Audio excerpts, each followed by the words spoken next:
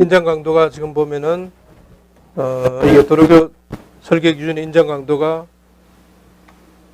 F의 CTD, F의 CTD 이게 되어 있습니다.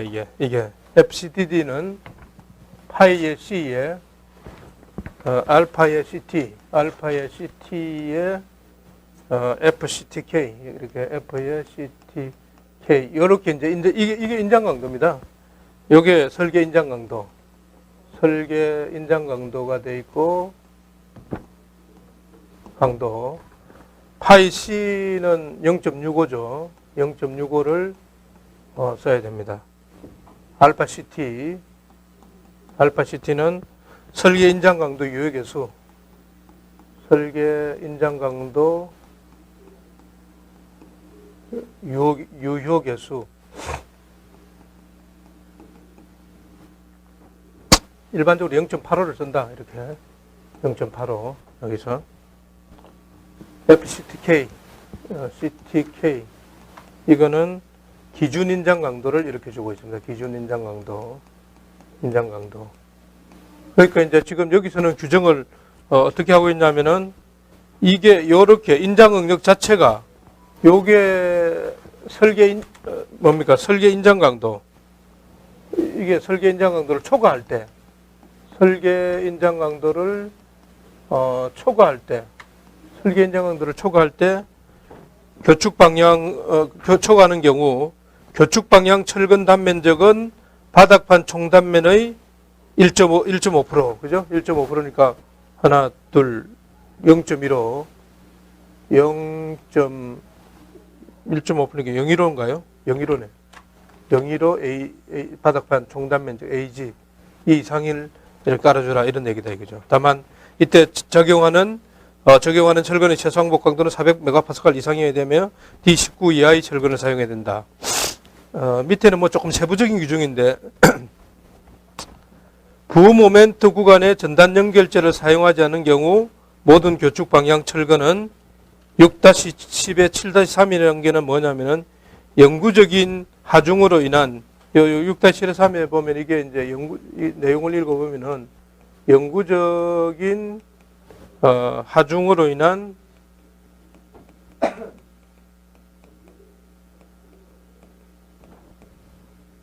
힘의 변곡점 구간, 힘의 변곡점 구간에는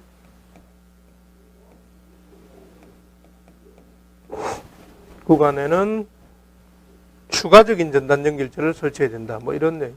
결국은 추가적인 전단 연결체를 설치해야 된다. 요런 내용이죠. 설치.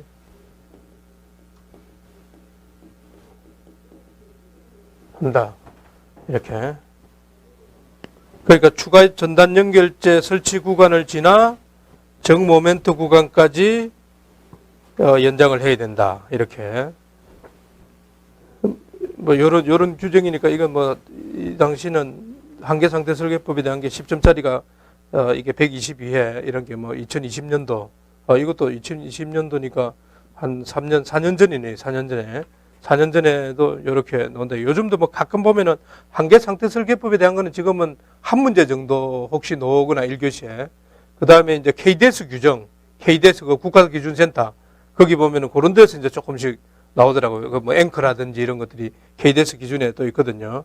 물론 앵커에 대한 기준은 부록 콘크리트 구조 기준 2017년도에 나온 거기 보면은 부록에는 포함되어 있어요. 부록에 이게 그리고 사용 하중 조합 2, 사용 하중 조합 2는 저 위에 있는 여기 보면은 개수 시공 하중 또는 표 3-4의 1의 사용 하중 조합 2, 이거는 뭐 참고적으로 그냥 사용 하중 조합 여러 가지 뭐 하중 극한 하중 조합 뭐 이게 있잖아요. 이게 보면 사용 하중 조합 2는 지금 보면은 결국 사용 하중이니까 원래는 1.0D 다 1.0에 그걸 해야 되는데 하나중만 1.3L 이렇게 해놨습니다. 하나중만 1.3L. 그 다음에 1.0WA 이거 정수압이죠. 정수압, 유수압, 정수압, 유수압, 물의 하중이죠. WA하고 BP 1.0 BP 부력이죠, 부력. WP 파압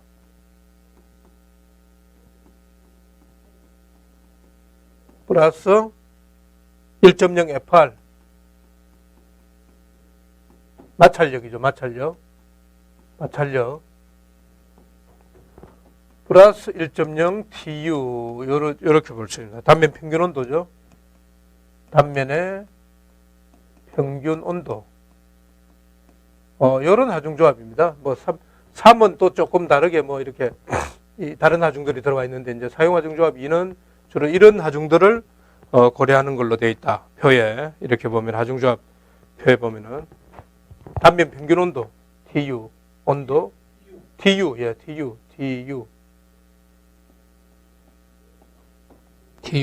템퍼리처 뭐 이렇게 유니폼 템퍼리처 뭐 이런 게 되겠죠. 그래서 이런 게 하여튼 10점 형태로 넣고 했으니까 그래서 이제 그때 제가 이제 이 해설 강의 말고 일반 강의 했을 때 혹시 그때 뭐 좀 한계상태 설계법에서 안 나온 것들이 이제 뭐 그런 한계상태 설계법 안 나온 게 이제 정착에 대한 문제 그때 정착하고 이제 파압의 기준 종방향 횡방향 파를 어떻게 보느냐 뭐 이렇게 종방향 개수 횡방향 개수 뭐 이런 것들 강의한 적이 있습니다. 하여튼 그런 부분인데 요즘은 조금 덜 나온다고 봐야 돼요. 요즘은 이제 물론 무슨 뭐 고유치 해석인 무슨 해석 대변의 해석 이런 거에 대한 게 하나 아이템에 대한 게 가끔 나오기는 나오더라고. 요즘 보면 한 문제 정도. 요 당시는 좀 제법 많이 나왔습니다. 2020년도에 아직까지 한계상태 설계법이 도입돼 가지고 한 지가 그렇게 얼마 안 됐기 때문에. 자, 1교시 2번. 이 문제는 자주 나왔죠. 1교시 2번은 이거 뭐 여러분들이 많이 외워놔야 됩니다. 이거는 가끔 이렇게 반복해서 나오는 이런 형태입니다. 프리텐션 방식의 프리스트레스 콘크리트 부재에서 전달 길이와 정착 길이. 이건 뭐 신현무 교수 책에도 뭐 상세하게 설명이 잘 되어 있죠. 전달 길이 보세요. 트랜스퍼 랭스, 도입 길이. 이 그림에서도 보면 알다시피 이게 앞에 도입 직후 PS 강제의 단축해가지고 그러니까 이제 A 단면, A 제일 끝에 여기 A 단면의 PS 강제 응력이 0입니다. 그냥 이렇게 아직 PS를 압축을 이렇게 하기 전이잖아요. 그러니까 여기는 0이 되고 A 단면은 거리의 LT만큼 안쪽으로 들어간 B에 들어가서야 LT만큼 이렇게 들어가서야 비로소 전체량의 프리스트레스가 작용하게 된다. 이와 같이 부재단으로부터 소정의 프리스트레스가 도입된 단면까지를 우리가 전달 길이라고 그런다. 그래서 이제 전달 길이는 일반적으로는 이제 강연선에서는 종류가 두 종류가 있잖아요. 강연선하고 단일강선하고 두 개가 있는데 단일강선이란 거는 뭡니까? 그냥 한 개 있는 거예요. 한 개. 단일강선이 이렇게 2.9 지름 일반적으로는 단일강선은 지름 2.9에서부터 한 9mm짜리의 정도 원형강선입니다. 그냥 원형강선. 원형강선이 단일강선이에요. 강연선은 뭐 이거는 이런 거를 꼬은 거죠. 이렇게 꼬아가지고 이렇게 뭐 이렇게 하든지 뭐 이런 걸 이 강연선 안에는 2연선이 있고 2연선 7연선이 있습니다. 7연선. 그죠? 7연선 15.9mm인가 이렇게 7개. 이거는 7가닥을 꽈놓은 겁니다. 이건 두 가닥을 꽈놓은 거죠. 7연선이 많이 쓰이죠. 7연선이. 이게 실제 구조물에서는. 그래서 이제 강연선은 그냥 50dB를 합니다. 50dB. 50dB. 그 다음에 단일 강선 이거는 2배로 해줍니다. 100dB. 100dB 요 안쪽이. 이게 바로 전달 길이가 됩니다. 전달 길이. 길이가 바로 요게 되죠. 이렇게. 그 전달 길이의 그 정의를 그러니까 제일 끝에 아직 그 도입 직후에 이제 PS 강제가 단축이 되면서 쭉 안으로 이제 이렇게 압축을 받으면서 최대의 그 량이 발휘되는 그런 이렇게 소정의 프리스트레스 도입됐다면의 길이가 전달 길인데 그러면 정착 길이하고는 어떤 관계가 있느냐? 밑에 보면 정착 길이 여기 보면 있죠. 정착 길이하고 그 그림을 보면 디벨롭먼트 랭스에 보면은 LT라는 게 표현이 되어 있습니다. LT가 거기 표현이 되어 있죠. 그 다음에 이제 LT 다시가 또 표현이 되어 있습니다. LT 다시. 그러니까 여기는 보면은 이제 정착 길이는 유효 프리스트레스 FPE는 사용 하중 상태에서는 일정하다. 그러나 초과 하중 하에서는 PS 강제의 응력은 인장 강도 PU에 가까운 파괴응력 FPS까지 증가한다. 여기 보면 FPS 쭉 증가하죠. 이렇게 여기서 보면은 PU에 가까운 PS에 도달합니다. PS에. 그러니까 PS 강제가 파괴응력 PS에 도달하는데 필요로 하는 부착길이 그냥 이게 보면은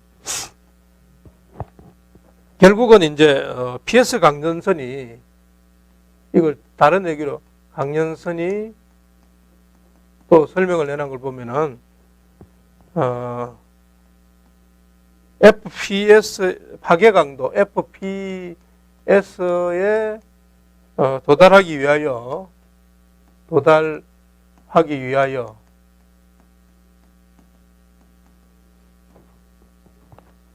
전달 길이를 넘어서 전달 길이 LT 있잖아요. 전달 길이를 넘어서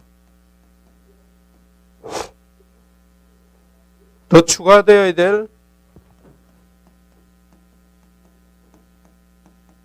되어야 할 부착 길이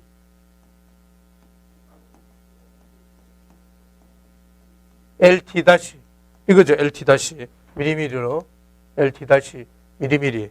그러면 이제 예를 들어서 이렇게 있으면 봐요. 자유단 저 왼쪽부터의 거리, 자유단으로부터의 거리 여기에 부터의 거리가 이렇게 있다.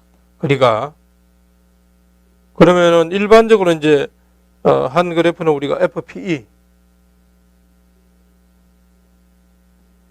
손실이 생기고 FPE로 요거는 이제 수렴을 합니다. 이렇게 FPE로. 근데 이제 여기에 여기 FPS라는 게 이제 종국적인 파괴하중 PS에서는 FPS가 파괴하중이니까 여기서 요렇게 그러니까 FP가 있는 요 점이 LT다 이거죠. FPE입니다. PE. FP가 있는 요 점이 아까 말하는 요 힘을 발휘하는 소정의 힘을 발휘하는 LT가 되고 그 다음에 PS까지 도달하기까지 요까지가 더 필요한 길이가 LT-가 된다 이거죠. LT-가. 그래서 이제 LT는 일반적으로 전달 길이 이건 실험칙입니다. LT는 0.145에 3분의 FPE 요 3분의 FPE 요까지 FPE 관련이 있죠. LT 이게 LT가 FPE dB 이렇게 된단 말이에요. 이렇게. 그러면 LD는 일반적으로 LD는 또 실험식으로 어떻게 나왔나?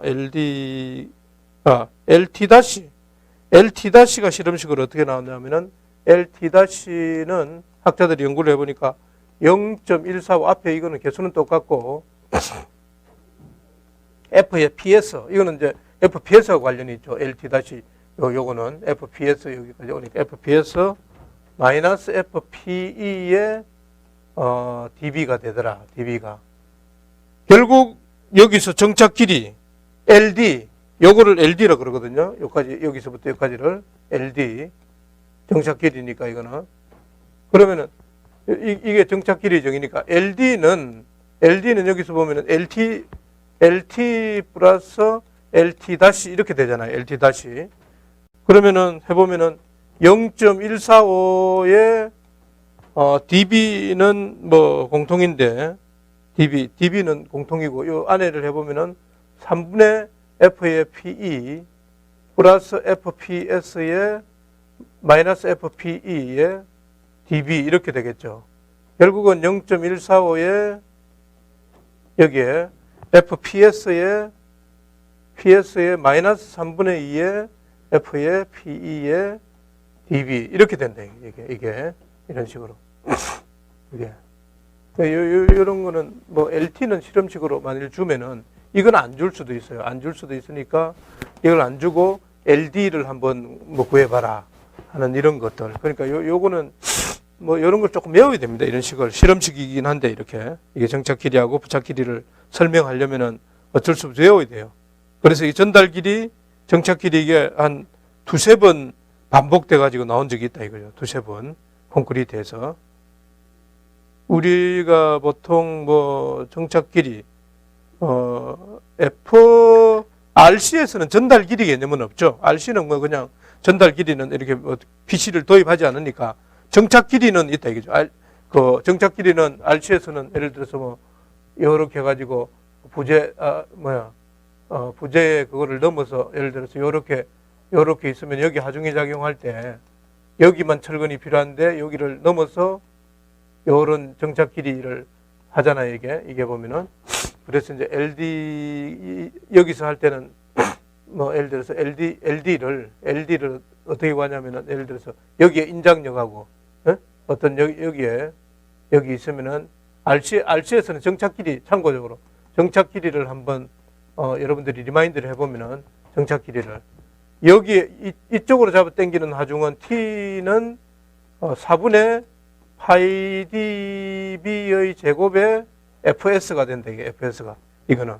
그 다음에 이제 여기서는 요렇게 잡아 당기겠죠. 요게 표면을 당겨서. 이게 타워 제로만큼 당깁니다. 타워 제로. 그러면 이걸 펼치면은 타워 제로는 철근의 그 전체 면적에 거드니까 요게 이제 어떤 여기에 뭐 1이라고 하면 L1. 요거는 파이 dB죠. 이렇게. 그러면 요 면적에 타워 제로. 타워 제로의 파이의 dB의 L1이 4분의 파이의 dB의 제곱에 fs 이런 개념이 생긴다 이거죠. 그럼 파이 dB 날라가고 파이 dB 여기 날라가고 그러면은 그냥 바로 여기서 L1 해보면은 L1은 4 타워 제로의 dB fs 이런 개념이 되잖아요, 그죠? L1은 4타워 맞죠? 그러면 이걸 이제 USD 개념의 이게 이제 사실은 기본적인 정착 길이입니다. LDB 해보면은 4타워 U의 dB의 FY 이렇게 된단 말이에요, 이렇게. 그러면 이제 요거를 이제 LDB는 이걸 넣어보면 이제 아주 뭐 간략식으로 한번 해본다면 이건 간략식이 실제로 나와 있습니다. 철근 콘크리트 데이터. 간략식은 요것도 실험식이에요. 4 곱하기 0.42 예? 0.42 루트의 FCK의 dB의 FY 이렇게 돼가지고 이걸 나눠보면은 이게 루트의 F의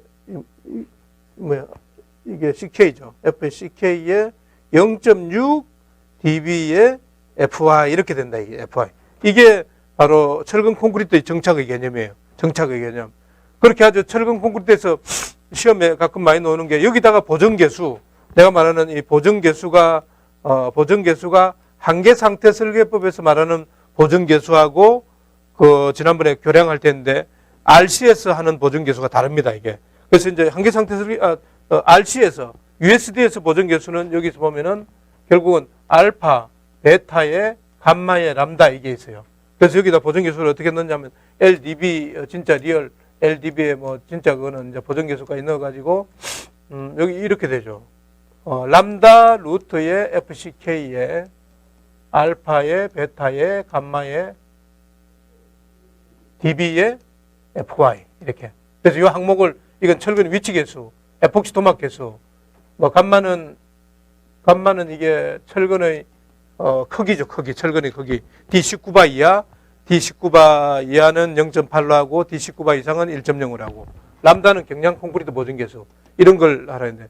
이렇게 행가하고 구분을 뭐냐면은 교량에서는 보면은 알파1, 알파2, 알파3, 알파4, 알파5, 뭐 알파6인가 이렇게 돼 가지고 LD 뭐 이런 식으로 해 가지고 요거에 하나, 이게 철근의 형상계수, 뭐 용접에 대한 뭐 저 이런 항목만 내오라 그랬지. 요거 세부적인 그거는 안 해도 이렇게 요런 부분은 하여튼 시험에 안. 그래서 요거랑은 조금은 차이를 뭐 개념은 거의 비슷한데 이제 한계상태설계법에서는 이런 걸 각각 구분해 가지고 이렇게 구분해 가지고 좀 더 세부적으로 더 많이 구분했다. 이게 4가지 벡터로 했으면 이거는 6가지의 벡터, 뭐 용접성 이런 걸 따져 가지고 했다는 그게 이제 그런 내용입니다. 그게. 그래서 이제 그런 부분은 시험에 왜냐하면은 이런 부분들도 시험에 또 언젠가는 거론될 수 있는 것 자체가 보면은 이제 부모멘트 구간에 이렇게 재분배에 대한 거를 철근 콘크리트하고 그 다음에 그건 최근에 넣었을 거예요 아마. 철근 콘크리트하고 지난번에도 한번 나왔죠. 그 나온 걸 또 한 번 더 철근 콘크리트하고 도로교 설계 기준하고 비교하시오 이런 게 한계상태 설계법하고. 그러면 철근 콘크리트에서는 그냥 간단하게 내용이 부모멘트의 그 분배량은 1000 입실론 t입니다. 1000 입실론 t의 파이 이게 20%를 넘지 말라는 규정입니다. 20%. 입실론 t가 뭐냐?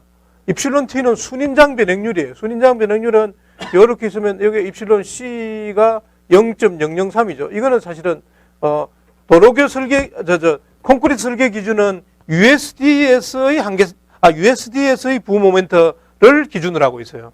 그런데 도로교 설계 기준은 한계상태 설계법을 기준으로 한 부모멘트 에타 뭐 이런 거 막 들어가고 그 식이 있잖아요. 뭐 예를 들어서 입실론 CU분의 0.003에 뭐 1 플러스 하여튼 1 플러스 K 뭐 그인가? 이게 뭐 이거보다 뭐 작아야 된다는 게 이게 나오는 그런 것. 이러면 이거는 한계상태 설계법이 기반을 한 거고 이거는 저거에 USD에 한데 이게 C잖아요.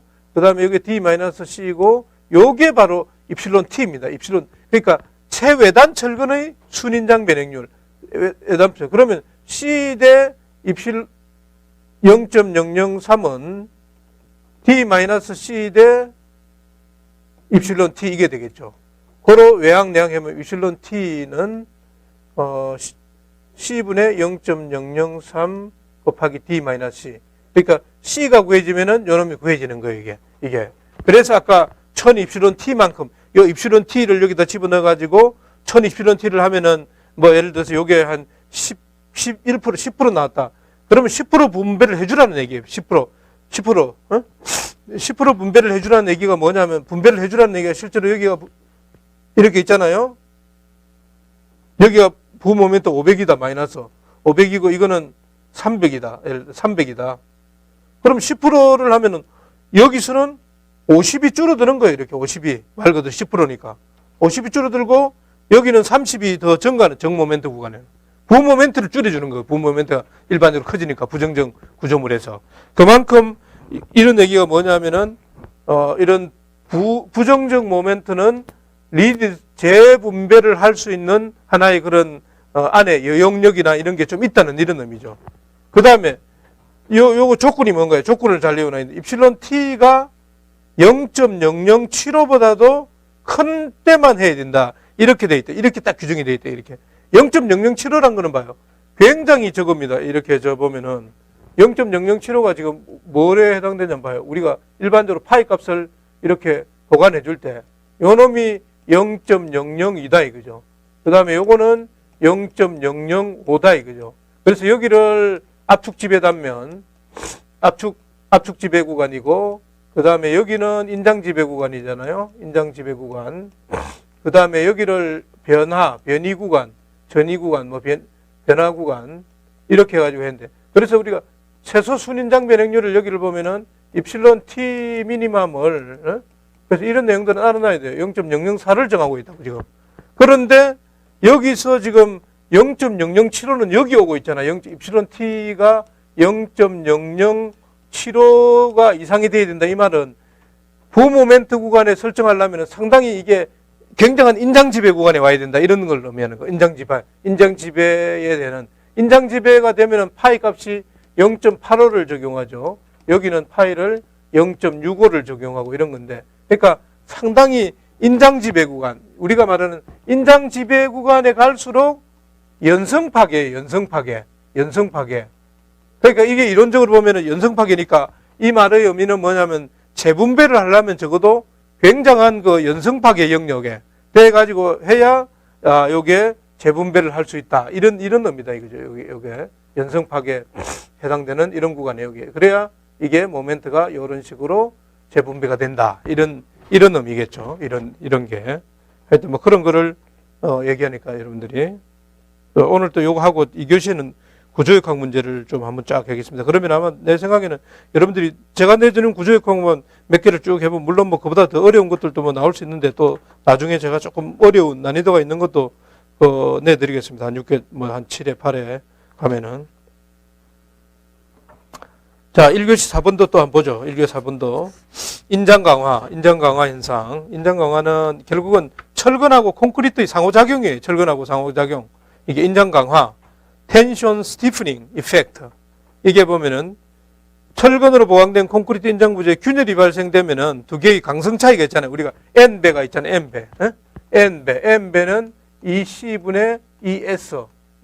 이런 차이 때문에 결국 이게 강성을 미치죠. 예를 들어 ES의 I 값하고 IS하고 EC의 IC. 이게 강성이니까 되게 균열면에서의 응력의 재분배가 이루어진다. 이렇게. 그래서 이제 균열이 발생한 지점에서는 사실은 인장력은 철근이 부담하죠. 하중이 증가함에 따라서 균열이 계속적으로 형성되면서 균열 단면 사이에서의 콘크리트는 부착에 의해서 철근으로부터 전달된 부착, 아까 부착이죠. 콘크리트는 부착력이죠. 부착력. 아까 우리 저거 할 때도 부착력이잖아요. 이게 여기에 저기를 이렇게 할 때 아까 부착을 했죠. 이게 이렇게 되는 이게 여기에 보면은 이렇게 되는 이게 결국은 철근은 이렇게 부착력이 콘크리트 이거는 이제 철근의 부착력인데 여기는 이제 콘크리트의 부착력이죠. 콘크리트 부착 본드에서 철근으로 전달되는 인장력의 일부를 부담하게 된다. 이래서 이제 두 균열 사멸이 콘크리트에서 철근이 강성이 증가하거나 변형률 응력이 감소하는 것을 인장 강화 효과라고 한다. 이게 이 주는 영향은 뭐냐? 유효단면 2차 모멘트 이런 거에 균열폭, 처짐 이런 것 같은 사용 완계 상태에서의 사용 요구 성능 조건을 검토하는 등 균열 단면 사이에서 인장력을 부담하는 콘크리트의 성능을 평가하는 데 중요한 요소다. 또 요 간단하게 이런 게 시험에 또 1교시에 이렇게 나왔으니까 여러분들이 정의를 좀 해놨고요. 조밀 단면 이거는 보면은 그래서 이제 조밀 단면은 강구조에서 노는 건데요. 조밀. 이 컴팩트 섹션이죠. 컴팩트. 그죠?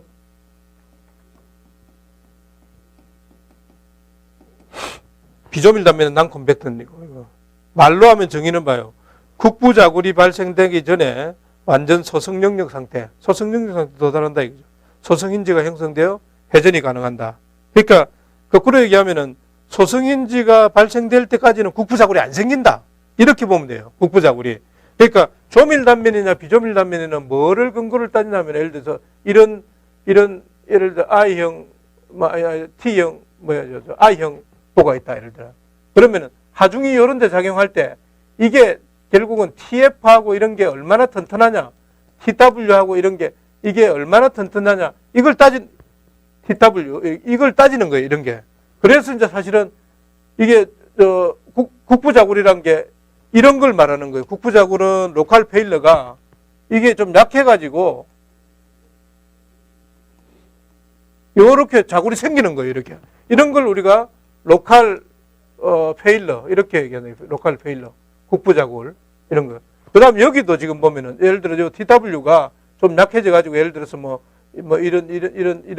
이렇게 결국 TW 그죠? 이런 걸 어떤 국부자굴이라고 그러는데 이렇게 그래서 이런 게 생기지 않는다. 조밀 단면은. 그래서 이제 단면의 분류를 보면은 조밀 단면에서는 이게 이제 휨 설계에서 이런 게 나오는 거죠. 2번에서 이거 하나 해줘야 되는 게 2번에서는 이게 이제 조밀 단면, 비조밀 단면, 그 다음에 뭐 세장판 단면 이렇게 돼 있는데 조밀 단면에 들어가는 거는 0.38 이거죠. 그죠? 0.38 루트의 FY분의 2다. 이렇게 되는 거죠. 그 다음에 비조밀 단면은 1.0이다. 루트의 FY분의 2. 그죠? 이렇게 되는데 여기 조밀 단면. 그러면 이제 조밀 단면은 지금 보면은 요게 MP만큼 발휘되는 거예요. 여기 MP 여기에.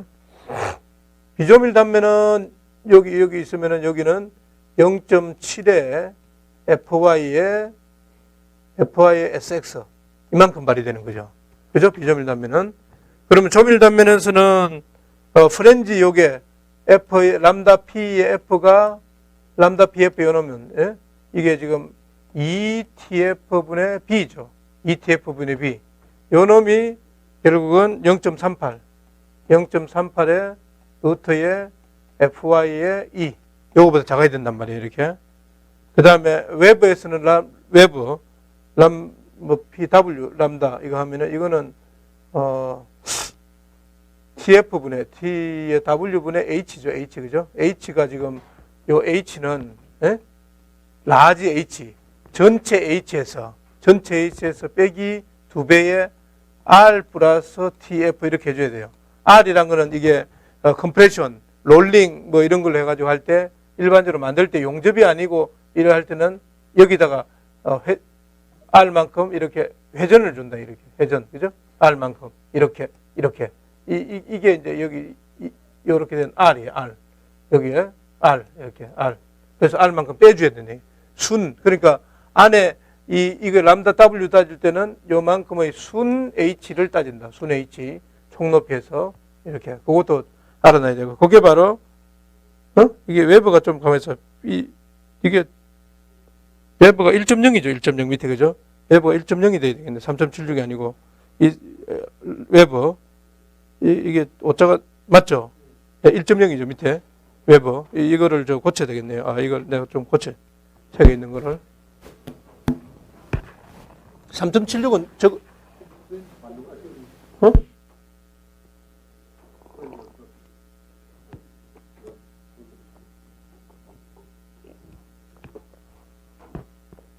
그래서 이게 우리 잠깐 미안합니다. 책에 한번 확인만 좀 해봅시다. 그러니까 우리가 일반적으로 그 압축 부재는 비조밀 단면에 들어오면 되고요. 그 다음에 인장 부재는 인장 아니라는데 휨 부재에서 사실은 저게 들어오죠. 그 비조밀 그러니까 그래서 3.76이 저게 맞는데 1.0입니다. 여기서는. 그러니까 사실은 단면 구분이니까 이거 휨 설계 기준으로 해줘야 돼요. 1.0으로 해야 맞겠네요. 그죠? 3.76은 이거는 압축 부재에서의 그 기준. 이게 폭두께비 자구를 따질 적에는 3.7. 웨버. 잠깐만. 프렌지 부분에 해놓은 거네, 이거는. 프렌지, 웨버가 아니고, 이게 지금 사실은 지금 인쇄가 조금 잘못됐네. 프렌지에 저기를 할 때는 0.38이잖아요. 그죠? 그 다음에. 폭두께비 조밀 단면 하려면 단면의 분류가 아닌 것 같아요. 웨버가 맞기는 맞네. 웨버 맞습니다. 내가 지금 좀 착각한 게 비조밀 단면에 그거랑 좀 헷갈렸네. 맞네. 단면의 분류가 아닙니다. 단면의 분류는 아니고 제한비, 폭두께비의 제한비입니다. 3.76이 안 맞습니다. 내가 지금 약간 착각한 게 뭐냐면은 0.38이 프렌지 부분인데 프렌지 부분이고 이건 웨버 부분이네. 웨버 부분에. 나는 람다 PW인데 이제 웨버 써 있는데 맞네. 3.76이. 1.0하고 내가 좀 착각을 했습니다. 1.0하고 맞아요. 이게 그러니까 이제 그 다음에 MP가 발휘되죠. MP 저거는 알겠죠? 이거는 조밀 단면은 제일 중요한 게 MP가 발휘됩니다. MP가 여기는 봐요. 여기는 지금 저거를 나눠줘야 됩니다. 여기에 비조밀 단면은 여러분들이 봐요. 여기에 요게 지금 람다의 PF죠. 여기가 람다의 PF가 되고 여기는 콤마 0.7 FY의 SX 이게 된단 말이에요. 이게 그럼 여기는 미안합니다. 이게 람다 PF 저기 MP가 되네. MP가 그죠? MP가 되고 여기는 지금 람다의 RF의 0.7 FY의 SX 이렇게 된단 말이에요. SX. 그럼 여기 이제 진정한 그거를 구해야 된단 말이에요. 람다의 MN 그래서 이걸 그 근의 공식에 넣으면 x1 봐요. x1 y1 x2 y2 xy 이렇게 구해야 된다 이거예요. 그럼 y-y1은 x2 x1분의 y2 y1의 x x1 이렇게 하면 y는 mn y1 mp죠. mp는 x2 람다 r 뭐 람다 r이라고 써야 돼. 뭐 f 물론 x1 람다 pf 그 다음에 y2는 0.72 0.7 fy의 sx 마이너스 y2 마이너스 y1은 이거네요. mp가 되겠죠. mp가 되고 y 마이너스 y x 마이너스 x1 x는 람다죠. 람다 마이너스 람다 pf. 그래서 이걸 식을 정리하면 mn이란 게 바로 mp의 일반적으로 마이너스 mp의 마이너스 0.7 fy의 sx. 그죠? 그 다음에 람다의 r 마이너스 람다의 뭐 f라고 붙이고 pf의 람다 마이너스 람다의 pf. 람다는 람다끼리 정리해주면은 이게 비조밀 단면에서 형성되는 모멘트다 이렇게 보면 됩니다. 그러니까 비조밀 단면은 요만큼 떨어지죠. 이렇게 여기서 직선으로 떨어진다. 이렇게 비조밀 단면은 아무래도 그 플랜지 판이 좀 더 얇다. 요 기준에서 보면은 요거보다 더 작게 되니까 뭐냐면 아까 0.38 그죠? 요거보다 작게 되니까 이게 훨씬 더 작게 된다 이런 거. 그러니까 조밀 단면의 정의가 말로만 쓸 게 아니라 요런 기준 그다음에 발휘되는 모멘트 소승 모멘트 그거를 써줘야 돼요. MP 이렇게 발휘되는데 MP란 거는 뭔가요? FY의 ZX다 이거죠. 이렇게 MI는 뭔가? MI는 FY의 SX다 이거죠. 그래서 형상 계수가 F는 MY분의 MP 재료역학에서 말하는 이게 그러면 FY의 SX, FY의 ZX 이렇게 돼가지고 FY가 날라가 버리고 SX분의 Z의 X 돼가지고 2분의 3이 나와요. 2분의 3. 네? 2분의 3. 원형일 때는 또 다르죠. 3파이분의 4R 뭐 이런 걸로 넣는다는 이런 거예요. 이렇게. 이런 거를 이렇게 예를 들어서 뭐 시험에 어떻게 하든 간에 또 1교시에 조밀 단면 및 비조밀 단면에 대해 설명을 하면 비조밀 단면은 이런 부분을 설명해 줘야 됩니다. 이런 부분을 이렇게 떨어진다는 거하고 뭐 일반적으로 세장 단면은 그렇게 많이 나오지 않으니까 이건 뭐 공식을 그렇게 외울 필요는 없는데 요까지는 유도를 해서 할 수 있으니까 충분히 쓸 수 있습니다. 이렇게 비조밀 단면 거를 이것도 뭐 역대 시험에 많이 나왔다 이렇게 보면 됩니다. 1교 7번은 뭐 여러분들이 많이 했던 문제죠. 차량 하중 KL 510 이건 앞에 뭐 지난 시간도 아마 또 한번 나왔던 것 같은데 그때 할 때 그죠? 510인데 48kN이 제일 처음이고 제일 마지막이 요거의 4배다 이렇게 생각하면 됩니다. 48을 외워놓고 제일 마지막 4배는 190이다. 그다음 중간은 135다. 그러면 차간 거리는 3.6이고 제일 뒤에는 3.65의 2배고 중간에 1.2가 있다. 옆에 행방향 폭은 이게 0.6, 1.8, 0.6. 이 행방향 폭의 구성은 똑같습니다. 이 표준 트럭 하중, 표준 차로 하중은 레인 하중이죠. 등분파 하중으로 경관을 중심으로 합니다. 60m, 60m보다 크냐 작냐. 12.7kN으로 하죠. 그 다음에 12.7에 L분의 경관이 60보다 커지면은 L로 해가지고 보관해 줍니다. 12.7보다도 이렇게 해서 L분의 60에 0.1성 이렇게 해가지고 표준 차로 하중은 나중에 이전에 그 해가지고 뭐 예를 들어서 절대 최대 모멘트 표준 차로 하중이 요렇게 여기 깔릴 때 뭐 이런 거를 그래가지고 이게 뭐 하는 거는 뭐 구조역학으로 시험에 놓는 게 있으니까 다음에 한번 해볼 겁니다 아마. 1교 10번 같은 거는 쉬운 문제죠. 이게 뭐 그냥 조금 계산은 되는데 10점짜리 문제로서는 계산이 되는데 뭐 당황할 필요가 없이 이런 게 넣으면은 이게 이제 합성보잖아요. 합성보.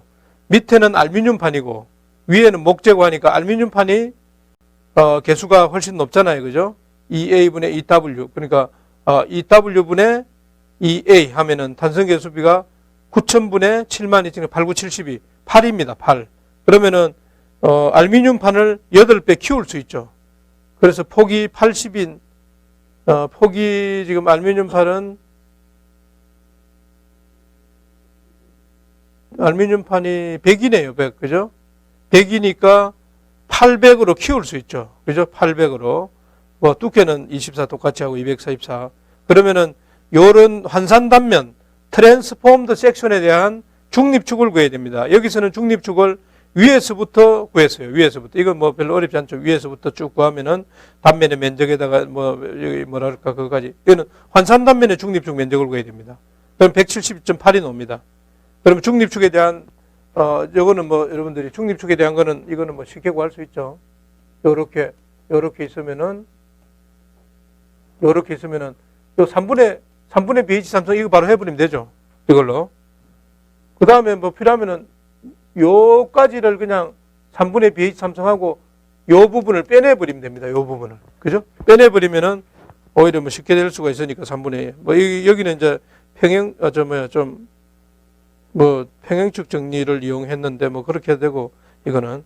그런 다음에 단면 응력은 시그마 탑. 그죠? IT분의 M의 Y 탑. 이게 시그마 바텀은 M배가 들어가야 되죠. M배. 저 밑에까지 91.2. 이게 이제 우리 철근 콘크리트 이론도 봐요. 예를 들어서 균열이 생겼다. 크랙 섹션. 이게 크랙 섹션, 균열 환산 단면, 크랙 트랜스폼드 섹션 이렇게 얘기하는데 일반적으로 트랜스폼드. 이게 왜냐면은 균열에 그거 할 때도 보면은 이 식이 FS0 이런 게 들어가는데 보면은 예를 들어서 철근 콘크리트도 결국 마찬가지예요. 이 하는 게 보면은 요렇게 돼 있는데 요 아래 콘크리트는 싹 무시하잖아요. 철근이 여기 있다 이렇게. 그러면 철근을 어떻게 하냐면은 이게 N배의 AS로 이렇게 제한해 준다. N배의 AS로. 그죠? N배의 AS로 제한해 줘. 왜냐하면 요 아래에 사실은 콘크리트는 거의 없다. 이렇게 보면 됩니다. 이런 거는 이렇게 없다. 이렇게. 그러다 보니까 이게 철근만 이렇게 딸랑 남아 있다. 이렇게 보는 거죠. 이렇게 철근만. N배의 AS로. 철근만. 그 다음에 이제 여기에 그게 뭡니까? 여기에 C가 있다. 이렇게 C가. 그 다음에 여기까지는 D-C다 이거죠. 그러면 봐요. 여기 폭비다. 이렇게. 그러면 제일 처음에 이거의 ICR, 결국은 ICR을 구하기 위한 목적이다. ICR을. 예? ICR을.